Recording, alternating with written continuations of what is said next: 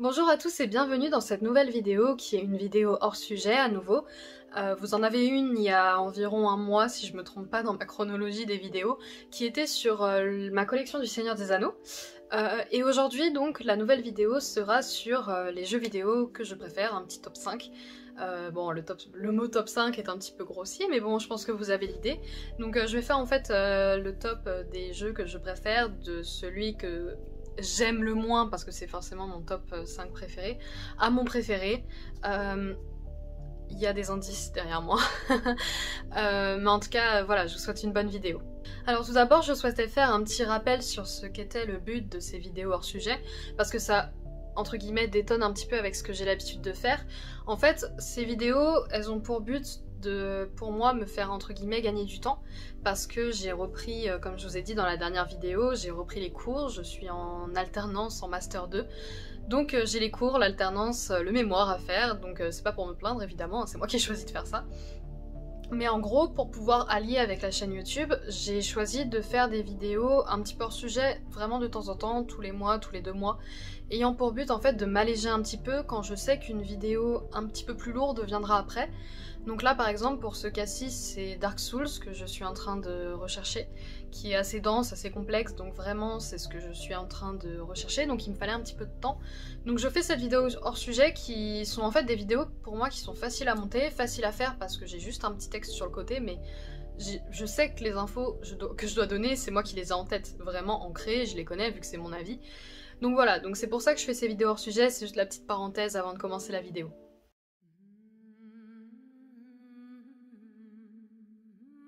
Alors déjà je vais vous faire une petite parenthèse sur mes goûts niveau jeux vidéo. Je suis full console, PS4, et je joue qu'à des jeux solo. Je déteste vraiment jouer avec des gens, que ça soit en PVP. Déjà sur PC, j'ai pas le PC qu'il faut pour jouer, mais j'ai déjà joué à des jeux sur PC en PVP et je supportais pas, j'aime pas du tout la compétition. Et en jeu en coop, pourquoi pas, ça j'aime bien, mais j'ai pas souvent l'occasion de le faire. Donc vraiment ce qui me complète vraiment c'est les jeux solo, donc dans la liste il y a que des jeux solo. Donc le premier jeu dont je vais vous parler et qui sera le numéro 5 de ce classement c'est God of War, le dernier qui est sorti, et également le dernier jeu que j'ai fini, donc c'est vraiment un avis qui est tout récent. C'est un jeu qui raconte l'histoire de Kratos, qui vient de l'univers de la mythologie grecque, qui habite désormais dans le royaume des dieux nordiques avec son fils Atreus, et ils vont devoir en fait se frayer un passage à coups de flèches mais également de coups de poing pour pouvoir disperser les cendres de leur femme et mère, et également lever le mystère sur certains secrets qui entourent la naissance d'Atreus et l'identité de Kratos.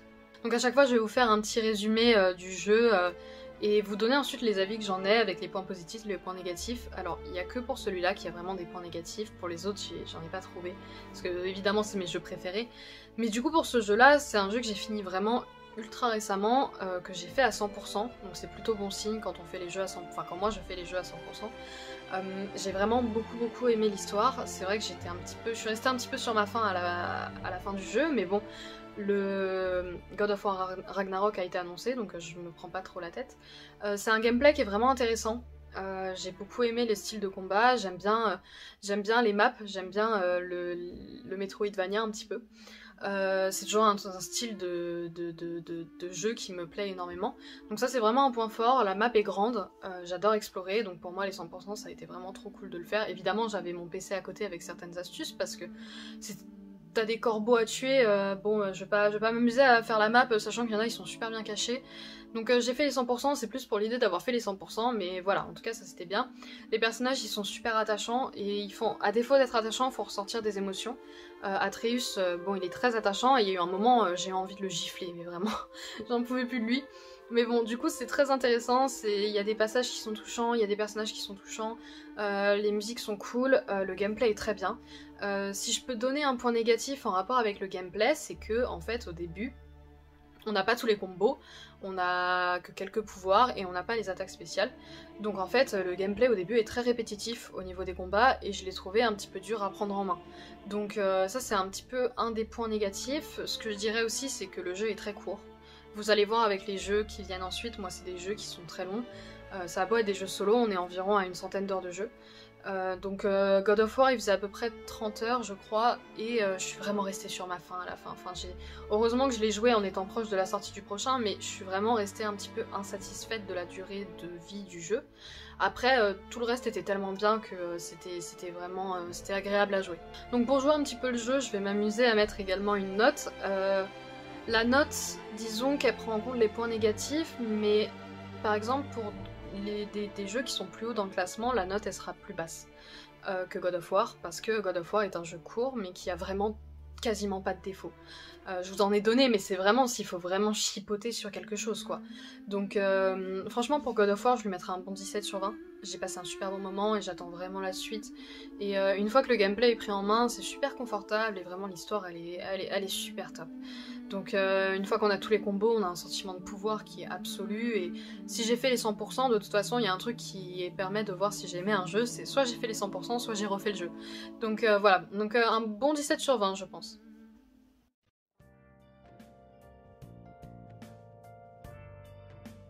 Donc le numéro 4 de ce classement c'est Persona 5, je sais pas si vous connaissez ce jeu, c'est un jeu qui est vraiment pas très connu.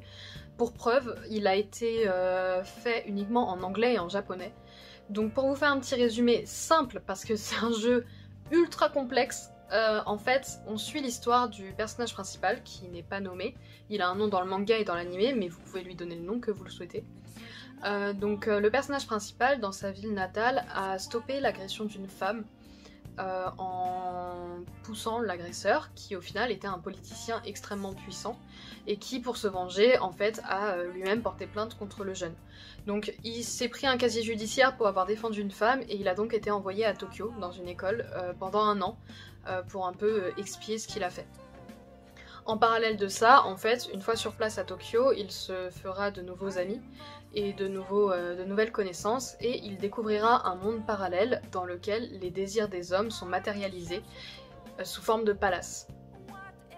Donc en fait, pour que ça soit un petit peu plus clair, je vais vous donner un exemple qui est le premier personnage que l'on rencontre dont on va dans le palace.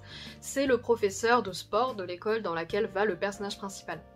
Ce professeur, en fait, dans la vraie vie, c'est quelqu'un qui harcèle les femmes et qui passe à tabac ses élèves garçons quand ils font pas ce qu'ils lui demandent, donc qui est vraiment un tyran et en fait qui se représente comme le roi de l'école.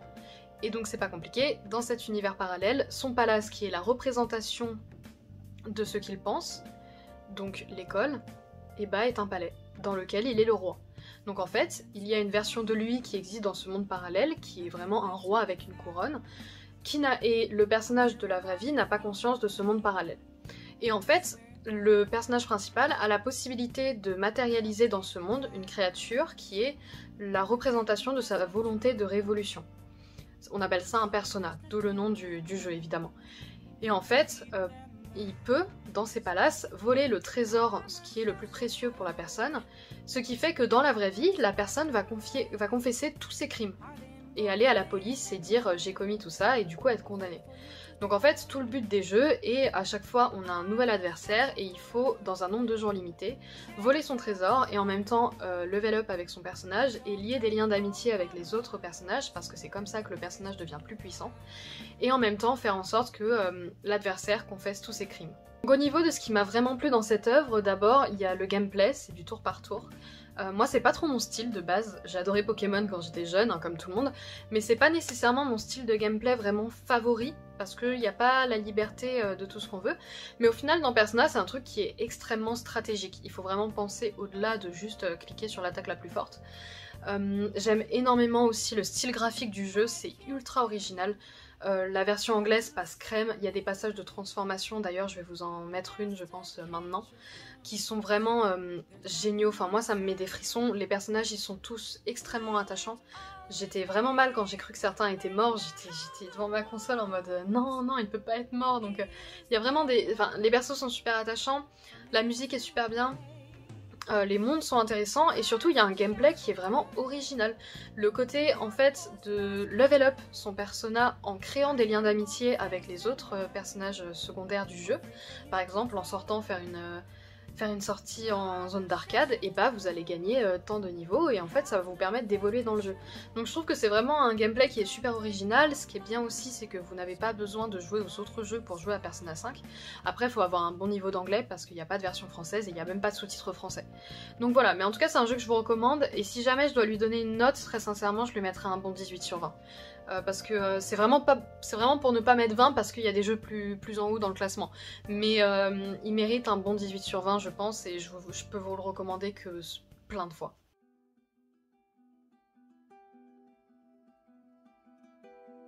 Pour le numéro 3, je vais mettre The Last of Us, partie 1 et partie 2 ensemble. J'ai pas forcément envie de les séparer parce que pour moi c'est une continuité. Mais si je devais vraiment choisir, ce serait la partie 1 que j'ai préférée. Pour ceux qui ont besoin d'un résumé, pour ceux qui connaîtraient vraiment pas le jeu, c'est l'histoire de Joël en français, qui en fait doit escorter une jeune fille qui s'appelle Ellie, qui serait immunisée au virus qui est en cours et qui pourrait en fait créer un vaccin pour sauver la population. Au terme du jeu, en fait, Joel se rend compte que pour pouvoir créer ce vaccin, Ellie doit être sacrifiée et doit être tuée durant l'opération. Et du coup, il prend la décision de la sauver et de s'enfuir avec elle en tuant toutes les personnes qui étaient autour de lui à ce moment-là. Et dans la partie 2, en fait, c'est la suite, quand Ellie est plus grande, alors qu'ils sont dans un camp, dans une ville qui fonctionne très bien. Joel se fait tuer dans une embuscade et en fait, c'est la quête de vengeance d'Ellie durant tout le jeu. Alors, le premier, je pense qu'il n'y a même pas besoin d'expliquer quoi que ce soit sur pourquoi c'est un jeu génial. Il réinvente pas grand chose au niveau du gameplay, que ce soit le premier ou le deuxième, parce que le gameplay est très similaire entre les deux. Il réinvente rien, mais ce sont des jeux qui sont excellents. Enfin, Joel est un personnage hyper attachant. Sa relation avec Ellie est certes pas forcément complexe, mais elle est vraiment efficace, elle fonctionne super bien. Et ils sont touchants, enfin il y a de nombreux, moi il y a vraiment des moments qui sont ancrés dans mon esprit avec eux deux. Et même les personnages qu'ils rencontrent tout au long de leur aventure, que ce soit le jeune qui meurt également d'une morsure ou toute autre personne qu'ils rencontrent, vraiment il y a tous les personnages qui sont extrêmement attachants. La musique elle est géniale, elle est simple mais pareil elle est géniale. En fait ce jeu c'est un peu pour moi simple mais efficace. La dose de peur est suffisante, il n'y a pas besoin, enfin moi ça me suffit, je suis hyper peureuse. Et en fait je sais que le jeu est tellement bien que j'ai avancé, j'ai trouvé que le 2 a fait beaucoup plus peur d'ailleurs. Donc voilà. Je vais quand même cependant vous donner un petit avis sur The Last of Us Part 2, parce que pareil c'est le dernier jeu que j'ai joué avant God of War. Comme ça vous aurez un petit peu mon avis aussi dessus. J'ai pas été aussi véhémente que certains par rapport à ce jeu, que j'ai d'ailleurs honnêtement aimé. J'ai trouvé que c'était un parti pris intéressant. Parce que toute la haine que Ellie a tout le long du jeu, en fait, ils ont réussi à faire en sorte que j'ai exactement la même. Je pensais comme elle au début du jeu, vraiment, quand j'ai vu Joël mourir, j'ai pleuré et j'ai dit je vais la fumer. Et c'est exactement ce que Ellie a dit en fait. Et au final, je comprends vraiment le concept de la vengeance n'amène rien. Et même en fait, au moment où elle a pu faire demi-tour, elle l'a pas fait et ça lui a coûté tout ce qu'elle aimait en fait. Donc moi je comprends vachement. Abby c'est certes une... bon, voilà, elle a tué Joël, donc forcément... Mais si on avait été de l'autre côté de l'histoire, et si on avait découvert que... Et si on avait été Abby et que Joël avait tué notre père, on aurait fait la même. Donc en fait, c'est juste c'est les deux faces d'une même pièce, et j'ai trouvé ça plutôt intéressant d'aborder ça, même si j'étais déçue de faire le boss final en étant Ellie, en étant... pardon, excusez-moi... en étant Abby. J'aurais préféré être Ellie et essayer de la fumer. Mais bon, tant pis, c'est comme ça. Mais en tout cas j'ai trouvé que c'était un parti pris intéressant, donc je cracherai pas dessus. Je suis vraiment pas pour le fait de donner aux fans ce qu'ils veulent, et pour moi l'argument de oui c'est pas ce qu'on voulait, bah ok non c'est bon. Si c'était ce que tu voulais tu serais pas content quand même, selon moi. Donc je pense que vraiment c'était intéressant de le faire. J'espère qu'ils s'arrêteront là, même si pourquoi pas de nouvelles aventures avec Ellie. J'ai quand même aimé la jouer, j'ai aimé les maps, j'ai aimé les trucs, donc enfin bref, moi j'ai bien aimé. Et enfin finalement si je dois vraiment mettre une note à ce jeu, bah écoutez, alors j'ai dit que je prenais les deux ensemble, mais je vais mettre une note séparée pour les deux. Je dirais que pour la partie 1, elle mérite un bon 18-19 sur 20. Et alors je sais, c'est un jeu assez simpliste, hein, mais bon, voilà, il mérite pour moi, c'est évidemment mon point de vue, hein. C'est mes notes, je me base vraiment pas sur des trucs objectifs, c'est purement subjectif.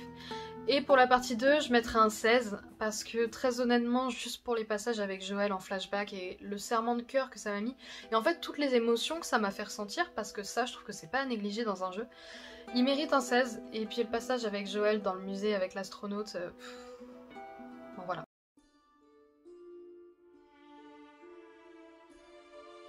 Bon, maintenant on rentre dans le top 2, donc là à nouveau je vous laisse regarder derrière les indices.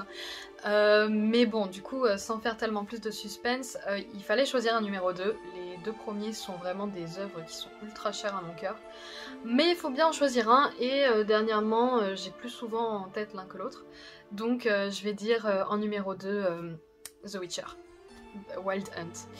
Alors à nouveau c'est un jeu, moi j'ai pas joué aux deux premiers, après j'ai lu les livres et tout, donc bon, j'ai lu les résumés donc je sais un petit peu ce qui se passe. Mais à nouveau Wild Hunt c'est un jeu qui ne nécessite pas d'avoir joué nécessairement au premier pour comprendre, parce qu'il y a suffisamment d'informations qui permettent de comprendre sans avoir à vraiment lire. Donc Wild Hunt en fait c'est l'histoire du sorceleur Geralt de Rive qui est à la recherche de sa fille adoptive Ciri, qui elle-même est poursuivie par la chasse sauvage. Donc en fait, tout le jeu tournera autour de sa recherche et de la bataille face à la chasse sauvage. Alors évidemment, dans la catégorie The Witcher, j'inclus également les DLC Blood and Wine et Heart of Stone, parce que c'est vraiment aussi ceux-là qui m'ont fait adorer le jeu. J'ai adoré le jeu de base, et en fait, pour poursuivre dans mon plaisir absolu de ce jeu, j'ai pris les DLC, et évidemment, j'ai fait 3 fois le jeu et les DLC. Donc je suis à je sais pas combien d'heures de jeu, je connais le jeu par cœur.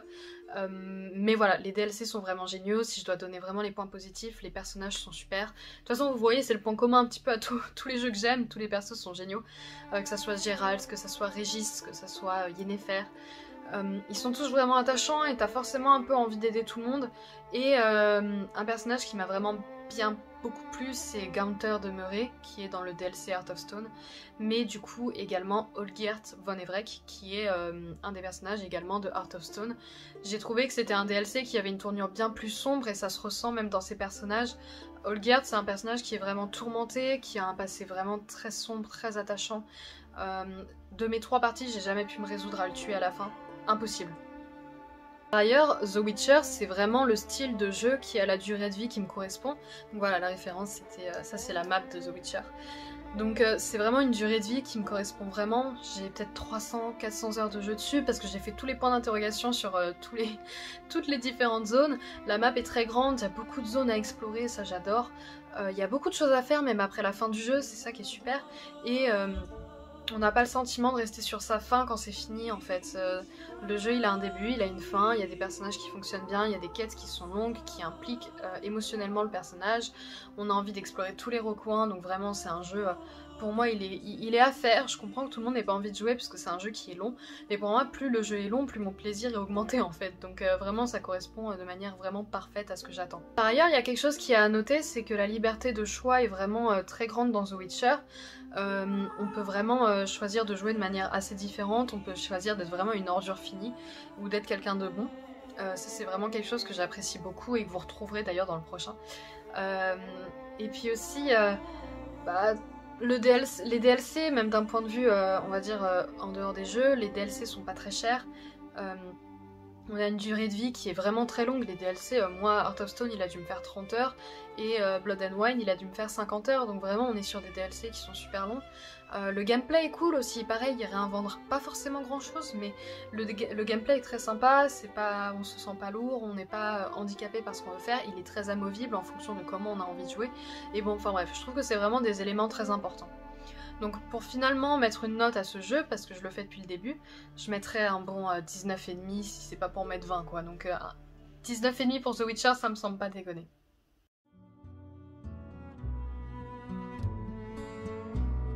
Et enfin pour le dernier jeu, petit roulement de tambour, c'est Red Dead. La carte qui est là, Red Dead 2. C'est un jeu que j'ai joué vraiment 2 fois, que j'ai adoré. En fait, pour vous faire un petit résumé, c'est en fait l'histoire de Arthur Morgan, un hors-la-loi dans les années 1900, qui fait partie du clan Van der Linde et qui en fait se retrouve face à l'industrialisation et la mise en place de plus en plus de restrictions par rapport aux libertés sur le continent américain, avec un changement drastique de son style de vie. et en fait qui va faire face à toutes ces choses ainsi qu'aux bouleversements qui ont lieu au sein même de son clan de hors-la-loi. Et en fait c'est vraiment un jeu, mais il m'a fait pleurer, il m'a fait rire, j'ai été heureuse en voyant certaines scènes, j'ai eu peur en voyant certains personnages en pensant qu'ils étaient morts. Donc vraiment c'est un jeu en fait qui m'a fait passer par tout un panel d'émotions qui est vraiment... c'est vraiment quasiment le vecteur le plus important pour moi, ressentir autant d'émotions juste en étant face à un jeu et en jouant ces personnages auxquels je suis vraiment profondément attachée. Et c'est vraiment ça qui fait que c'est... avec d'autres choses que je vais vous détailler un petit peu après, c'est ça qui fait que vraiment c'est mon jeu préféré en fait. Vraiment c'est le jeu que j'adore le plus. Donc comme je vous disais par ailleurs c'est le 2, j'ai pas joué encore au 1 parce qu'il coûte trop cher sur la Xbox. Mais je compte y jouer et au final je pense que de ne pas avoir joué au 1 m'a rendu le Red Dead 2 bien plus immersif. J'avais peur pour des personnages sachant qu'ils étaient en vie dans le premier jeu. Donc en fait le fait d'ignorer tout ça m'a fait m'impliquer vraiment corps et âme avec certains personnages, dont John, alors qu'il est le personnage principal du premier. Donc j'ai eu peur qu'il meure, j'ai eu peur qu'il leur arrive des choses, je savais pas ce qui allait se passer, et j'étais prêt vraiment à donner corps et âme, à me donner corps et âme dans ce jeu. Arthur qui est vraiment un personnage extraordinaire, vraiment il est ultra touchant, c'est je pense mon personnage principal de jeu vidéo. Mon personnage principal préféré de jeux vidéo. Il y a moyen de le jouer de tellement de manières différentes, mais moi je l'ai fait 2 fois le jeu et j'ai jamais pu me résoudre à jouer un Arthur mauvais. Parce qu'en fait, le fait d'être un hors-la-loi, mais d'être quelqu'un avec autant de valeur, de le jouer en étant une bonne personne, ça rend la fin encore plus dure. Enfin, c'est... Franchement, je vais vous spoil la fin de Red Dead, donc si jamais vous voulez ne pas la savoir, ne regardez pas la suite, mais quand on apprend que Arthur a la tuberculose, c'est dur de continuer je trouve, parce qu'on sait pas comment notre personnage va s'en sortir. Et on sait pas comment ils vont faire, parce que la tuberculose on sait tous que c'est mortel. Et la fin du jeu en fait, quand Arthur meurt, j'ai été tellement sous le choc de sa mort qu'en fait j'ai fait un déni complet. J'ai refusé de croire qu'il était mort. Et du coup j'ai pas pleuré, j'étais devant, j'ai fait oh ok. Et en fait après il y a le prologue où on joue John et je m'attendais à le voir à la fin du prologue. Et en fait à la fin du prologue il était pas là, et quand j'ai rejoué ma deuxième partie, j'ai pleuré, mais j'ai pleuré comme pas possible, alors que c'est un jeu à nouveau, quand il est mort j'étais vraiment au bout de ma vie. Donc vraiment c'est une force incroyable de ce jeu que de permettre de ressentir autant d'émotions, sachant que il y a vraiment des points très positifs et j'ai pas vraiment de points négatifs à donner à ce jeu en fait. Parmi les nombreux points positifs, moi je vais donner la carte, elle est immense, il y a énormément de choses à faire, et certes il y en a qui n'apprécient pas de se balader à cheval aussi longtemps, mais moi c'est vraiment quelque chose qui a été un plaisir, sachant qu'il y a beaucoup d'événements aléatoires, donc ça c'est vraiment c'est super agréable. Il y a beaucoup d'éléments aléatoires qui permettent de pimenter un petit peu tous les trajets qu'on a à faire, et enfin il y a vraiment... tout cet aspect, beaucoup de paysages, ils ont réussi à regrouper beaucoup de paysages en une seule carte, donc ça permet d'avoir vraiment une diversité quand on se balade assez grande, donc ça c'est vraiment plaisant. Donc en fait quand je vous parlais de choix tout à l'heure, et ben Red Dead c'est un peu la même chose, on n'a pas forcément beaucoup de choix sur les missions principales, mais sur tout le reste on a une certaine liberté en fait pour faire le Arthur que l'on souhaite, donc qui peut être la dernière des crapules comme le plus gentil des hommes, et ça je trouve ça vraiment plaisant. Il y a aussi quelque chose d'autre qui est vraiment hyper intéressant, moi je trouve, c'est qu'ils ont pris le parti pris de ne pas faire de VF, il me semble, comme GTA. Et ça c'est vraiment pour moi la meilleure idée, parce que les voix dans Red Dead, ça te donne une implication qui est assez incroyable. On a des passages, moi franchement il y a un passage qui m'a vraiment marqué, je vous le mets juste après, où vraiment j'étais devant mon écran et je le regardais et je me dis il y a tellement d'émotions alors que c'est un jeu vidéo quoi. Donc c'était vraiment, il y a des passages comme ça qui m'ont beaucoup touchée, avec des personnages où on sent la fraternité qui est incroyable entre eux, les relations elles sont réelles, elles sont vraiment hyper importantes. On sent que c'est crédible, on sent que ça fonctionne, il y en a, t'as envie de les buter mais jusqu'au bout quoi, donc c'est vraiment super, et comme je vous dis, bah il y a des passages qui sont hyper touchants, je vous en mets un juste là. Dying, sister. Okay. Yeah, I got TB. I got it. Beating a man to death for a few bucks. I've lived a bad life, sister. I had a son. He passed away. I had a girl who loved me. I threw that away. My mama died when I was a kid. And my daddy... Well, I watched him die. And it weren't soon enough. I guess I'm afraid. There is nothing to be afraid of, Mr. Morgan. Take a gamble that love exists and do a loving act. All aboard! I shall try. I know you will. Donc vous voyez ce que je vous disais tout à l'heure par ailleurs par rapport à The Last of Us Part 2.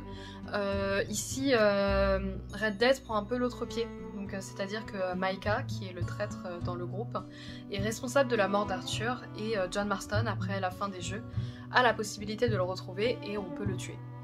Et j'avoue que dans The Last of Us, le fait qu'on m'ait laissé un petit peu sur la fin était plaisant, mais là le fait de fumer Micah comme un rat qu'il était, oh là là, c'était un plaisir absolu. Enfin, je pouvais pas rêver mieux comme fin de jeu en fait, parce que vraiment j'en ai rêvé tout le long de le tuer, cette ordure.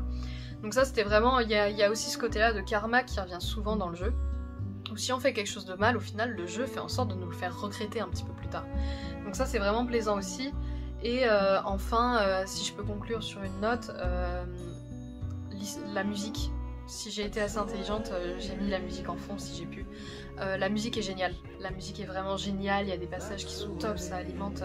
Il cale des musiques chantées à des moments en mettant un générique qui est vraiment, mais ça matche parfaitement, ça met l'émotion qu'il faut, et enfin bref, toutes les relations sont bien, tout est authentique, enfin l'histoire est géniale, donc vraiment je peux conclure que sur le fait que Red Dead ça a été vraiment ma découverte au moment où je pensais qu'aucun jeu ne pourrait détrôner The Witcher, et au moment où je commençais vraiment à me lasser de certains jeux open world en troisième personne.